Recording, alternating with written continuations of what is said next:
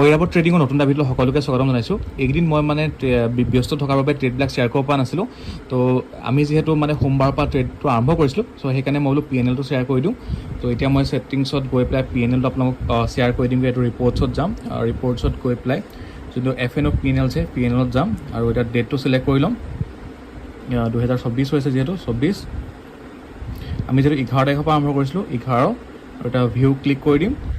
আৰু এয়া হৈছে চাওক ডেটটো চাই লওক, 11 মাৰ্চৰ পৰা আৰম্ভ কৰিছোঁ আমি, আৰু এটা 16 মাৰ্চ হৈ আছে। মানে এইটো সপ্তাহত আমাৰ টোটেল প্ৰফিট হৈছিলে, এয়া চাওক যোনটো ৰিলিজ PNL আছে মানে টোটেল প্ৰফিটটো 12,103 টকা, কিন্তু চাৰ্জ গ'ল আমাৰ 1435 টকা, আৰু কাটি কুটি আমাৰ 10,000 টকা থাকিলে। চ' এইখিনি ট্ৰেডখিনি মই মানে ট্ৰেডখিনি ব্যস্ত থকাৰ বাবে শ্বেয়াৰ কৰিব পৰা নাছিলোঁ। চ' সেইকাৰণে আপোনালোকক ডাইৰেক্ট শ্বেয়াৰ কৰিছোঁ। ইয়াত চাওক এনেকুৱা নহয় যে লছ নাই, লছো আছে, কিন্তু লছটো আমি যিমান মানে চাইছোঁ কম কৰিব চাইছোঁ, কিন্তু এইদিনাখন বহুত ডাঙৰ লছ এটা হৈছিলে, অলম'ষ্ট 9,500। সেইদিনাখন মই অকণমান কেপিটেল এডো কৰিব লগা হ'ল, মানে এভাৰেজ কৰিবৰ বাবে। এনেই মোৰ কেপিটেলটো 7,000 আছিলে, চ' সেইটো মই দেখাম বাৰু। তো এয়া চাওক, এয়া অলপ এভাৰেজ কৰিব লগা হ'ল এই 9,000 যিদিনাখন লছ হৈছিলে। তো তাৰপিছত 14,000 প্ৰফিট কৰি যেনে আমি লছটো কভাৰ আপ কৰিলোঁ। চ' এয়া হয় এই সপ্তাহটোৰ PNL টো।